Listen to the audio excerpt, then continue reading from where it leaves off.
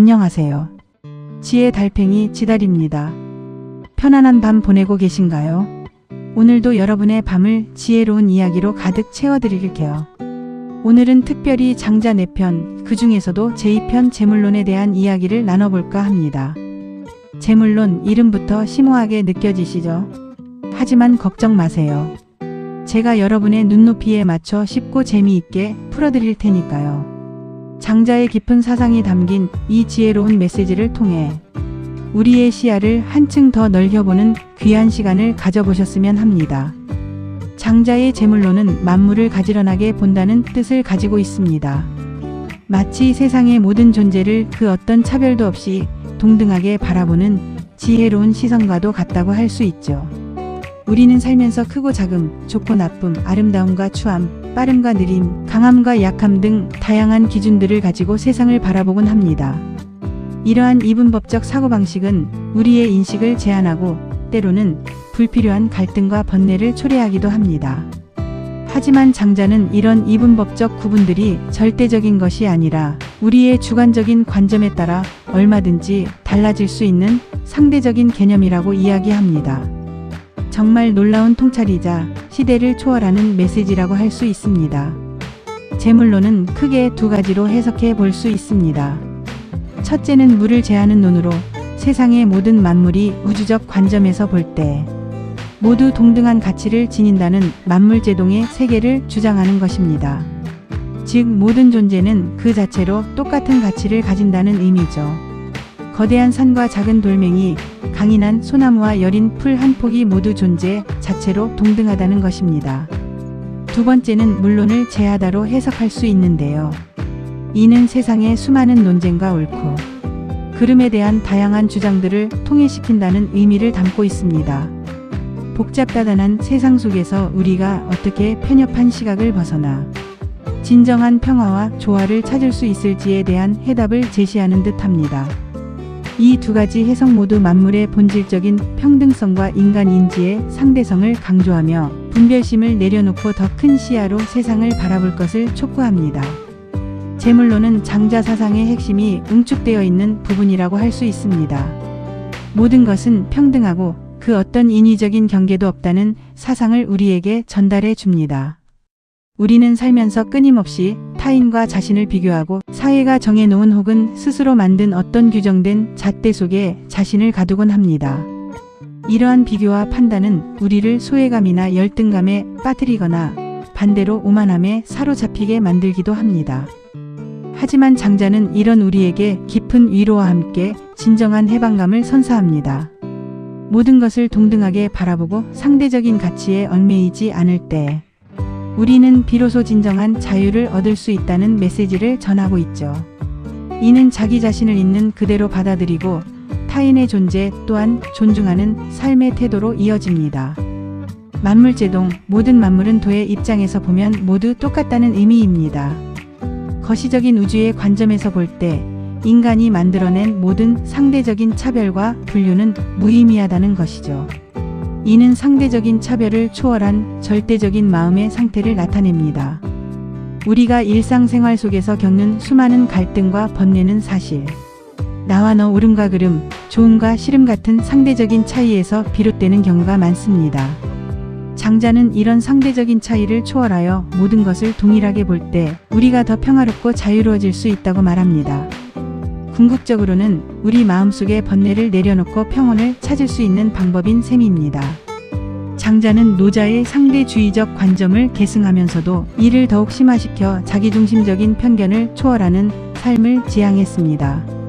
세상의 모든 만물은 본질적으로 상대적인 가치를 가지고 있습니다. 어떤 가치도 절대적이지 않으며 모든 것은 다른 것과의 관계 속에서 그 의미가 부여됩니다. 따라서 어떤 것에도 구속되지 않는 진정한 자유를 누리는 것이야말로 장자가 추구했던 삶의 모습이었습니다.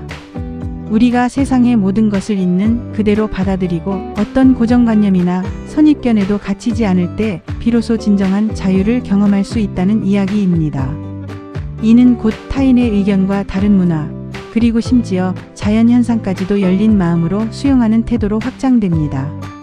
그렇다면 재물론은 구체적으로 어떤 내용을 담고 있을까요? 제1장은 남곽자기와 안성자유의 긴 대화로 시작됩니다.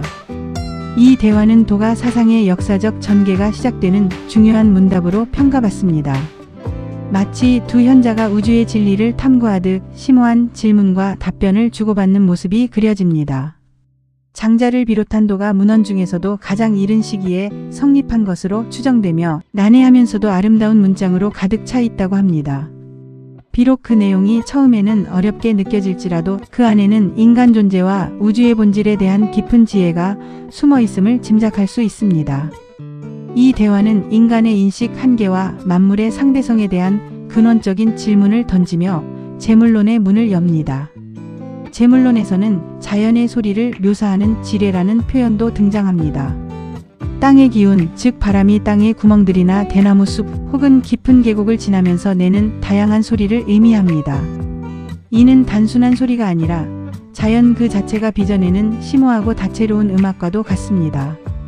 뛰어나고 생생한 문학적 표현으로 평가받으며 자연의 생명력과 우주의 조화를 생생하게 전달합니다. 고요한 밤, 창문 밖에서 들려오는 바람소리, 나뭇잎 스치는 소리, 멀리서 들려오는 물소리.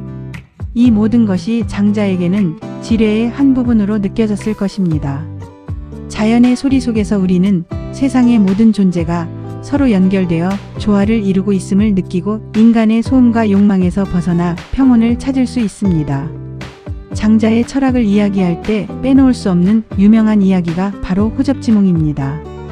장자가 나비가 되어 훨훨 날아다니는 즐거운 꿈을 꾼 이야기죠.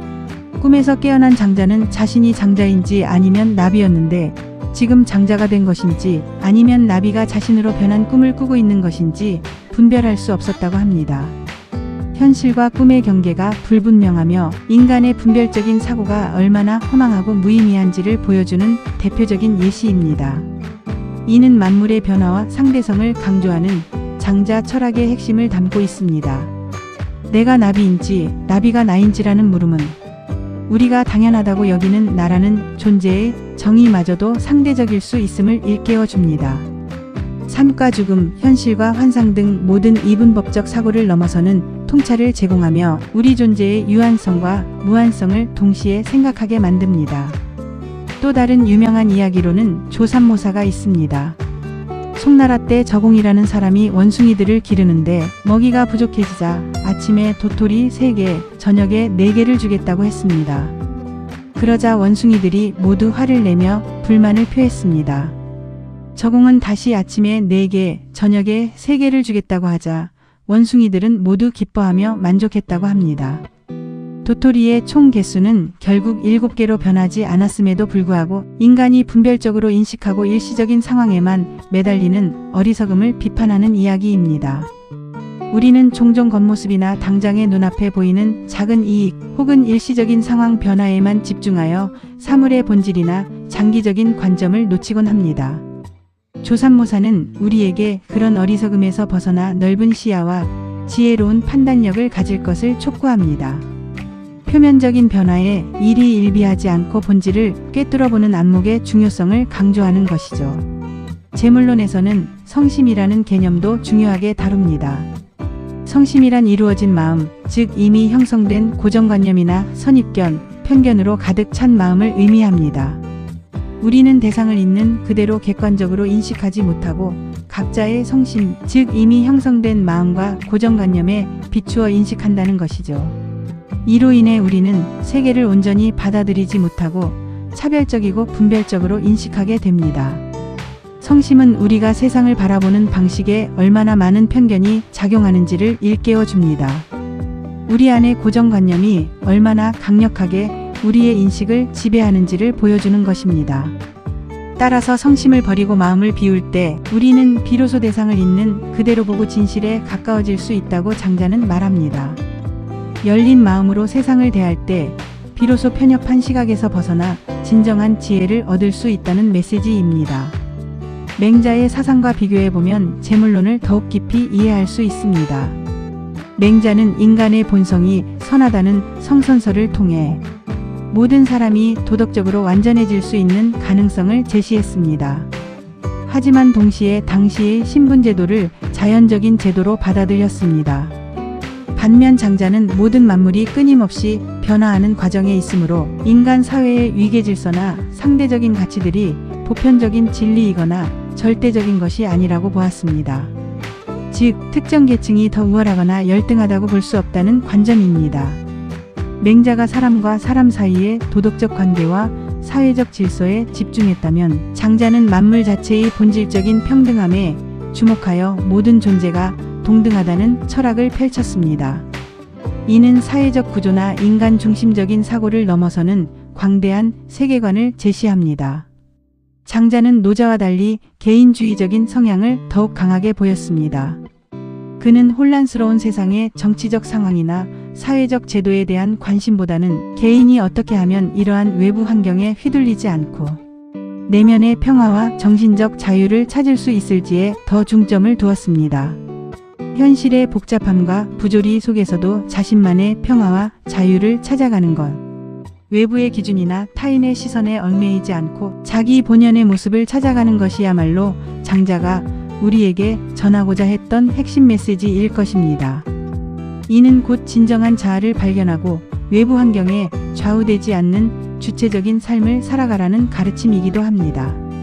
장자의 사상은 이유도가 사상으로 더욱 발전하였고 더 나아가 도교로 이어져 건강을 증진하고 수명을 연장하는 양생 사상으로까지 나아가게 됩니다. 정신적 자유를 추구하는 장자의 심오한 철학이 몸의 건강과 조화를 추구하는 실천적인 양생론으로까지 연결되었다는 점이 매우 흥미롭습니다. 이는 몸과 마음, 그리고 자연이 모두 유기적으로 연결되어 있다는 동양 철학의 깊은 통찰을 보여주는 것이기도 합니다. 마음의 평화가 곧 육체의 건강으로 이어진다는 중요한 메시지를 담고 있습니다. 오늘 우리는 장자 4편 제2편 재물론에 대해 함께 알아보았습니다. 만물을 가지런히 보고 모든 경계를 초월하며 있는 그대로의 세상을 받아들이는 지혜, 그리고 외부의 시선과 고정관념에서 벗어나 진정한 자기 자신을 찾아가는 여정. 이 모든 것이 우리가 더 자유롭고 행복해질 수 있는 길을 제시합니다. 여러분의 삶 속에서 장자의 깊은 지혜가 작은 울림이 되고 때로는 나침반이 되어주기를 바랍니다. 오늘 밤 잠시 눈을 감고 세상의 모든 것을 차별 없이 바라보는 연습을 해보는 건 어떨까요? 익숙한 것들도 새로운 시선으로 바라볼 때 우리는 예상치 못한 아름다움과 진실을 발견할 수 있을 것입니다. 그리고 그 안에서 여러분만의 평화와 자유, 그리고 진정한 행복을 찾아보시길 바랍니다. 마음의 평온을 얻고 더욱 풍요로운 삶을 영위하시기를 진심으로 바랍니다. 이상 지혜 달팽이 지달이었습니다. 편안한 밤 되세요.